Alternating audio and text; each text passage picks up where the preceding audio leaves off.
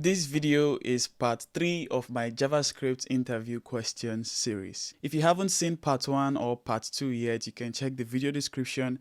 I'm going to leave links to them. The 5 questions I'm going to be sharing and answering in this video are going to be around JavaScript events. So let's get to it. Let's start with question 1. What is event bubbling in JavaScript? Event bubbling is a term in the DOM where the event an element receives is bubbled to its parent and to its ancestor's elements, which is upward in the DOM tree. I'm using this simple example here to explain what event bubbling is, and this is the code here. This is the HTML part. I have the body element. The body element is a parent of this div. The div is a parent of this span. The span is a parent of this button element. So pretty much what we're saying is that when this button receives an event, that event is bubbled to the span, and because this span is a child of the div, it's also bubbled to the div, and because this div is a child of the body, it's also bubbled to the body, which is an ancestor of the button. And that's it here. You click this button, is bubbled to this blue rectangle, which is the span, which is bubbled to this green rectangle, which is the div, which is bodied to the body element, which is the pink background. And I'm going to show you how this works by pasting some code here in the browser console. So here we get the body element by using getElement by tag name, and we assign that to the body variable. We also get the div using the div ID. We get the span using the span ID. We get the button using the button ID. On the body element, we add an event listener of click, and then the function that handles that event would log body was clicked to the console. Also with div, we have a click event, and then we have div was clicked, and then we have span, we add the click event, and then span was clicked, and the same thing for the button. Now watch what happens when I click the button. Although I'm clicking the button and not clicking the body or the div or the span, but just by clicking the button, you can see that all these events are triggered. That's because the button receives the event,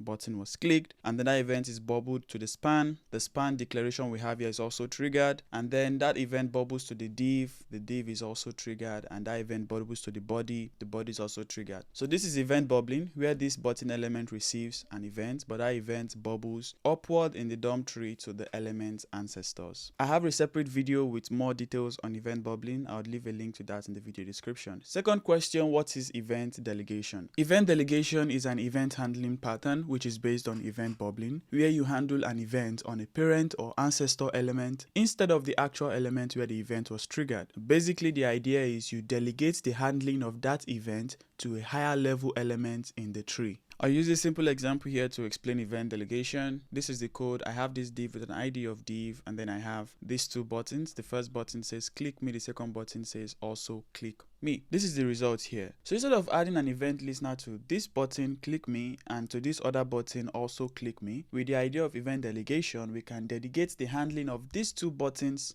to this div, since it is a parent of both of them, and we know that that event is going to bubble to it. So here I'm going to paste this code. In this code here, we get the div using the div's ID, and then we add an event listener click to the div, and then using the event object that is passed to the callback function, we first check if the tag name property of the target property of the event object is button, then we know that it is a button that was clicked, even though the event must have propagated to the div. Then here we console log button click, and then we console log the target.inner text, which is this text that is inside the button. Now watch what happens if I click on the div, which is this green box. You see I'm clicking on it now. There is nothing happening. That's because I already have this condition that checks that the tag name property should be button. But now watch when I click the first button. See, we have button clicked coming from here, and then we have click me, which is the target.inner text coming from the text of this button. If I also click me, you see again we have button clicked, and then we have also click me. This is event delegation. Instead of adding event listeners to both buttons, we add it to a common parent that they share, and then that common parent is delegated to handle the click event that is triggered on both of them. Like I mentioned, this is based on the concept of event bubbling. Also, I have a video with more details on event delegation. I'll leave a link in the video description. Third question, share 3 ways of handling events in JavaScript. The first way is using inline event handlers, and here the handling function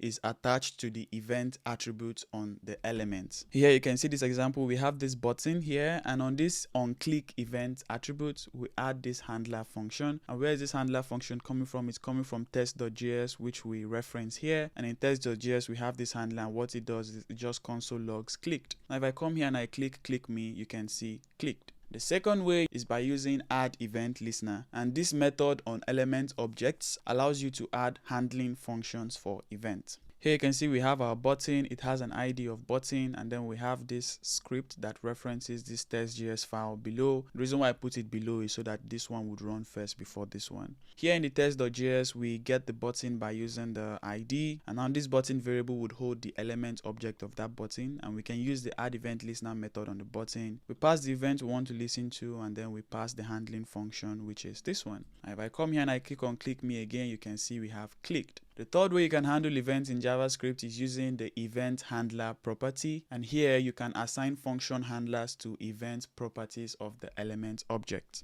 So here, after getting the element object, you can use the event handler property. You have on click, you have on blur, you have so many of them. In this case, we're going to use on click, and then we pass this same handling function here. When you come back here and you click on click me, you can see clicked. So these are 3 ways of handling events in JavaScript. The fourth question, what is the function of event.prevent default? Now, some elements have default behaviors when an event is triggered on them. For example, when you submit a form, it sends the form data to the URL you provide on the action attribute of the form. When you click a link, the browser navigates to the value of the href attribute. With the prevent default method of the event object, you can stop these default behaviors. Here I have this anchor tag which has an ID of link and a href of google.com. Now if I go here, when I click on google.com, you see it takes us to google.com. But what if I want to prevent that default behavior? Then here in the JavaScript, after getting the elements, I can add the event listener that I want to prevent the default behavior. Here I'm using click, and then on this event object that is passed to the handling function, I can call prevent default. If I come here and I refresh, when I click on Google, you can see it does nothing. It doesn't take me anywhere. That's because I have prevented the default behavior. And the last question for this part, what is the function of event.stopPropagation? And this method stops the propagation of events, which is the case of event bubbling like I mentioned in the first question. Now, in some cases, you do not want the parent element to receive an event that the child element receives. So by using stop propagation method for that event on the child element, that event will not bubble to its parent or ancestors. Here I have this div which has an ID of div, and this is a parent of the button which has an ID of button, and this is the result here. Now if I come to the console, like I already explained in the first question, see I get the div, I get the button, I add an event listener of click to the div, add an event listener of click to the button. The div one says div was clicked, the button one says button was clicked. When I click on the button here, you can see we have button was clicked and div was clicked, and that's because the click event bubbled from the button to the div. But now I call the event.stopPropagation, and then I call console log button was clicked. Watch what happens. When I click the button, you see we have button was clicked, but because this event does not propagate or bubble to its ancestors, the div does not receive that event. Like I said in previous parts of this series, I'm going to be leaving relevant links in the video description so that you can understand each of these questions in detail. If you enjoyed this video, please give it a like, also subscribe and turn on notifications for more JavaScript interview questions I'll be explaining in this series.